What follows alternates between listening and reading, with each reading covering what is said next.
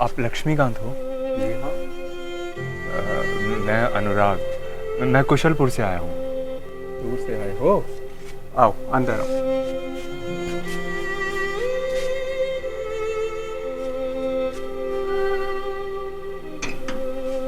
आओ।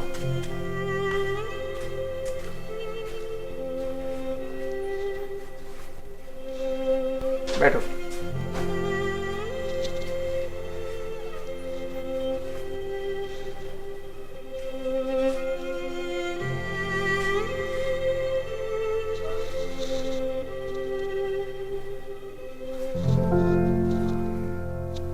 आप यहाँ पर अकेले रहते हो? हाँ, बैठो।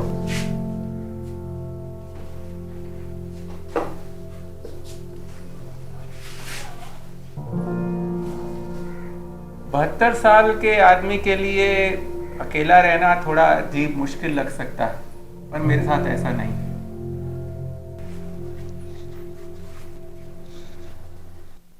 कसरत करता हूँ, खाना बनाता हूँ। पैसे की कोई प्रॉब्लम नहीं है क्योंकि जितनी पेंशन मिलती है वो काफी। कभी सफाई भी कर लेता हूँ। वैसे यहाँ आता कौन है?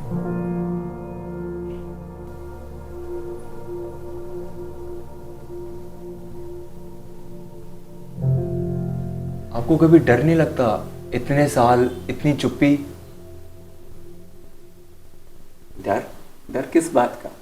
डर तो तब लगता था जब संबंध थे, हर संबंध में कुछ उम्मीद बनती थी। अब तो कोई डर नहीं है। और कभी मन नहीं किया कि मैं यहाँ से निकल जाऊं या मैं यहाँ से भाग जाऊं? भागना? भागना कहाँ बेटा? जिंदगी कोई पिंजरा नहीं थी। वो तो वो बंद कमरा था, इसमें मैं ताला लगा कर रहना चाहता था।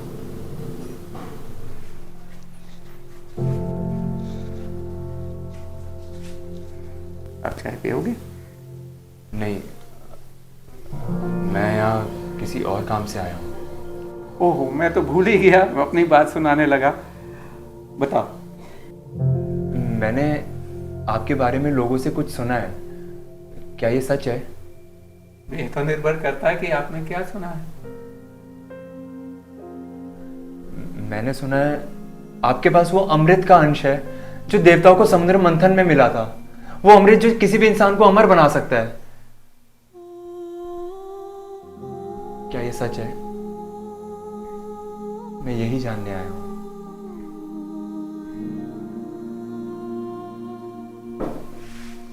जानने आए हो या अमृत लेने आए हो? अच्छा, शायद लेने आया हूं। काफी मजबूर लग रहे हो। हाँ, मुझे वो अमृत चाहिए। मैं अपनी जिंदगी भर की कमाई दे सकता हूं आपको। मैं तुम्हारी कमाई का क्या करूं? पर आपको क्या चाहिए? मैं क्या दे सकता हूं? मुझे कुछ नहीं चाहिए। मैं तुम्हें अमृत ऐसे ही दे दूंगा।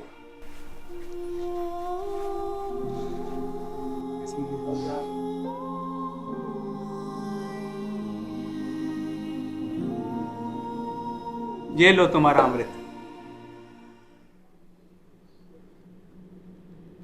ये कैसा मजाक है? मैं इतनी दूर इस मजाक के लिए आया हूं। मैं आपसे दोबारा पूछता हूं, क्या आपके पास वो अमृत है? आप मेरे को अमृत दे सकते हो? बैठो। तुमने क्या समुद्र मंथन की कहानी सुनी है? नहीं। समुद्र मंथन में देवताओं को अमृत मिलने से पहले हलाहल विष प्राप्त हुआ था। इससे सारी दुनिया खत्म होने वाली थी।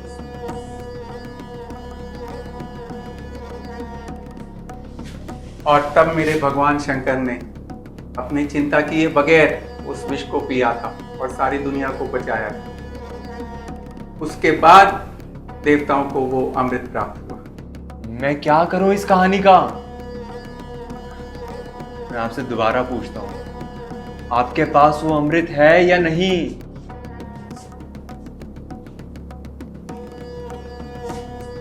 अनुराग, मेरे पास वो अमृत है भी और नहीं भी। क्या मतलब? असल में मेरे पास उस हलाल विष का अंश है जो कि देवताओं को मंथन के दौरान अमृत से पहले मिला हो। अमृत की यह शर्त है कि जिस तरह भगवान शिव ने उस विष को पिया, उसी तरह यदि कोई इंसान आपके खातिर उस विष को पीता है तो यह पानी अमृत बन जाए। इसे पीकर आप अमर हो सकते हैं।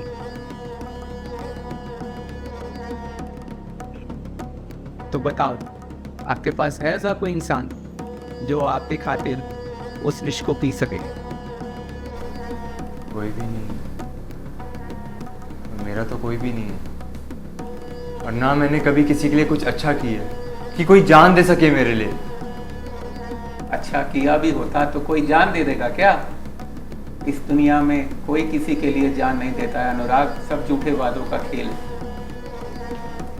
जान तो कोई क्या देगा, थोड़ी तकलीफ भी नहीं झेलता कोई किसी के लिए। जहाँ अपने अपनों की खुशी नहीं झेल पाते, वहाँ कोई दूसरों के लिए जान क्या देगा।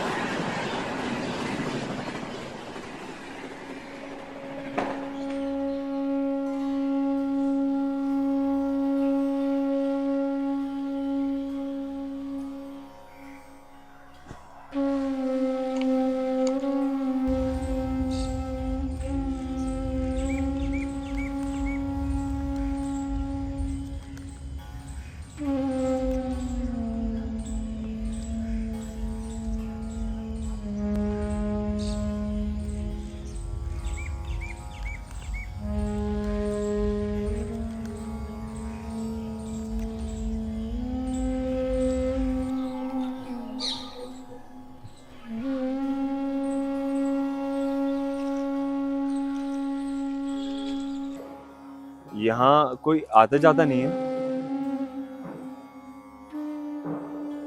ये एक बंद रेलवे स्टेशन है, शहर से दूर है, इसलिए कम ही लोग यहाँ गाड़ी पकड़ने आते हैं। हालांकि कुछ गाड़ियों में से एक आधा रुकती तो जरूर है, पर आपको टिकट लेने के लिए अगले स्टेशन पर जाकर ही लेना होगा।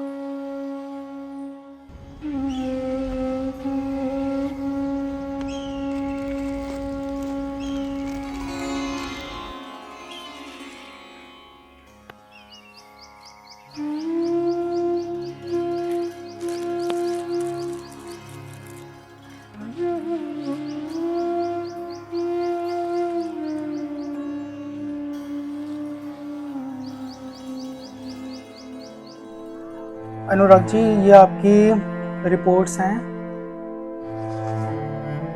आपको लंग्स का 4th ग्रेड का कैंसर है और आपके पास कुछ ही दिन बाकी है।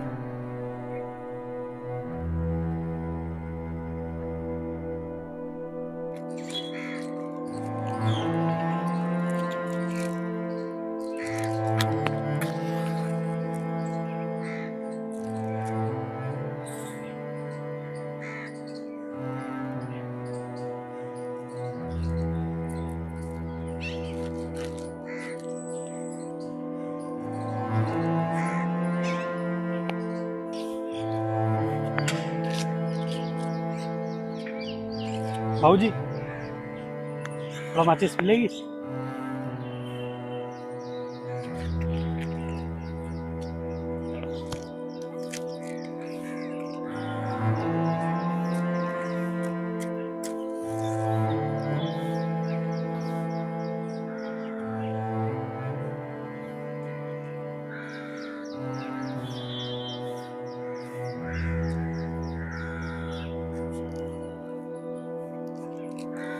किसी और रेलवे स्टेशन क्यों नहीं चले जाते?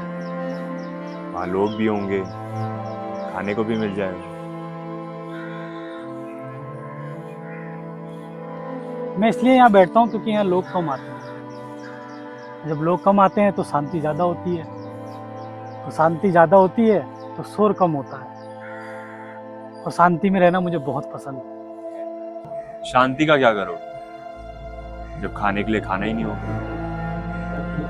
खाने का क्या है, खाना तो मिल ही जाता है। अब शांति से मर जाऊं यही बहुत है मेरे लिए। कमाल है, मैं जीने के लिए सब कुछ कर रहा हूँ और तुम मरने की बात कर रहे हो। क्यों, तुम्हारी जिंदगी को क्या हुआ? मेरी जिंदगी का मत पूछो दोस्त, ये चीज मेरी जान ले रही है। मुझे कैंसर जैसी लाइलाज बीमारी है।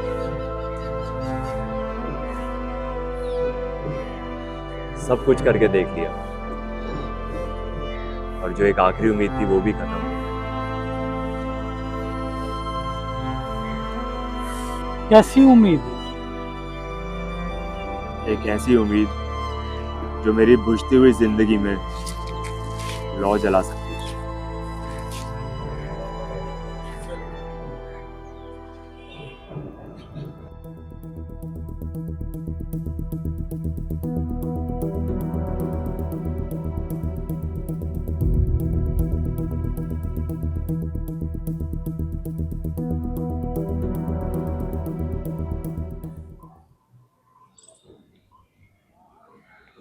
मेरे लिए कोई विश भी है दूर की बात है, मेरी मौत पे तो कोई रोने वाला भी नहीं।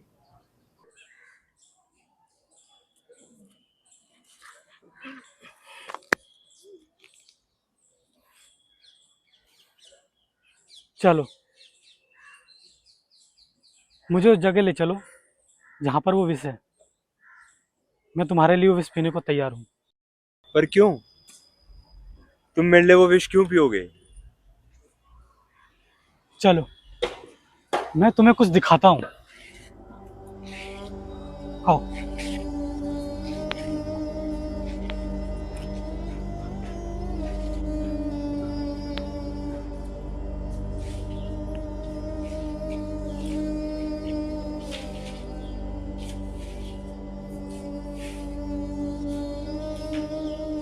देखो, ये है मेरी जिंदगी, जहां पे सब लोग मुझे नजरअंदाज करते हैं।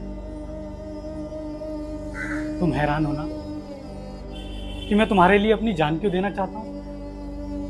तुम सोच रहे हो कि एक भिखारी जिसे खाने के लिए 2 वक्त की रोटी नहीं मिलती, वो भला जिसकी शर्त पूरी करने के लिए तैयार कैसे हो गया? सुनो, जिंदगी मैंने भी जी है, लेकिन जैसे कोई पुराना गाना जो बज तो रहा होता है पर उसे सुन कोई नहीं रहा होता। लोग कहते हैं मैं बेकार हूं, मैं रोज यहां मरता हूं, भूख से नहीं, लोगों की नजरअंदाज से। तुम पहले इंसान हो जिसने मुझे देखा, एक इंसान समझा। तुम्हारे जैसे लोग जो मौत से डरते हैं, उन्हें देखकर मुझे जीने की कोई इच्छा नहीं होती, क्योंकि तुम्हारे डर में भी एक उम्मीद है और मेरे जीने में बस एक आदत। मैं तो पहले ही मरा हुआ हूं, बस ये सांसें चल रही है मेरे दोस्त, क्योंकि मौत भी अब मुझसे ऊब चुकी है। तुम कहते हो तुम्हारे पास कोई नहीं जो तुम्हारे लिए मरे। मैं कहता हूं मेरे लिए ऐसा कोई नहीं जिसके लिए मैं जीता रहूं। तो चलो, मैं तुम्हारे लिए वो विष पीने के लिए तैयार हूं। तुम्हें जीने का एक मौका मिल रहा है और मुझे मरने का एक मकसद।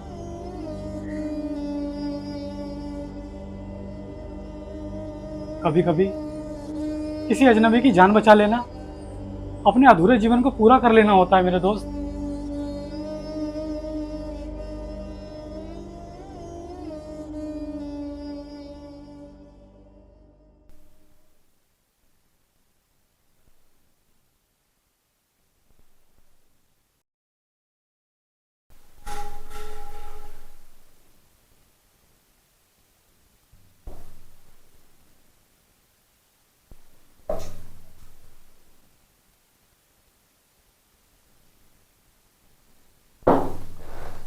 तुम्हारा ये एहसान मैं कभी नहीं भूल पाऊंगा।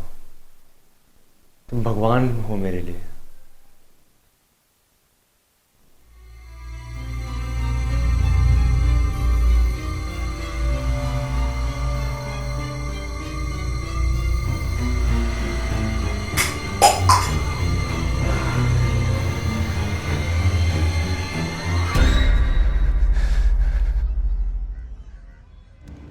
बेटा, ज्यादा दिन तुम्हारा ख्याल नहीं रख पाऊंगी मैं। हट साला, एक को दो सब पीछे आ जाते हैं। अरे तेरा बाप तो बचपन में भाग गया, तो तेरे छोटे भाई बहन कहाँ से आए?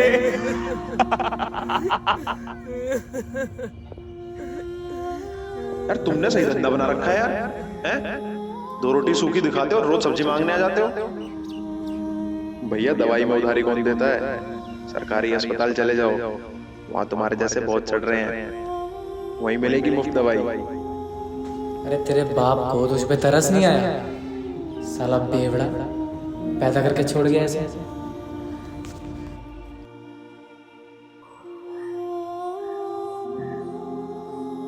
पर ये तो आत्महत्या हो गई। ये आत्महत्या नहीं, ये तो आत्म सुख है। आत्महत्या तो तुम करने जा रहे हो मेरे दोस्त। उस आत्मा को कैद करना चाहते हो जो बना ही आजाद होने के लिए।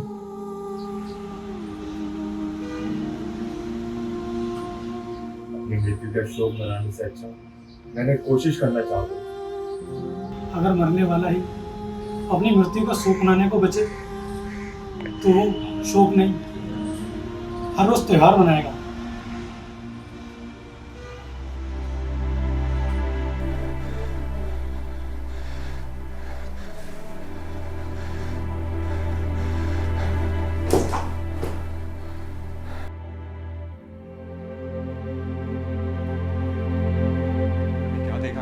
वो क्या दृश्य था?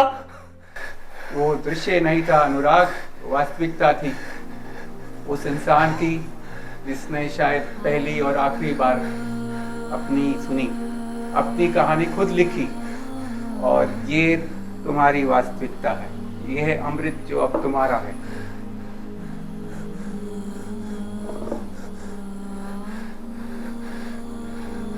अनुराग जी, आपको लंग्स का 4th ग्रेड का कैंसर है। अगर मरने वाला ही अपनी मृत्यु का शोक मनाने को बचे तो वो शोक नहीं, हर रोज त्योहार मनाएगा।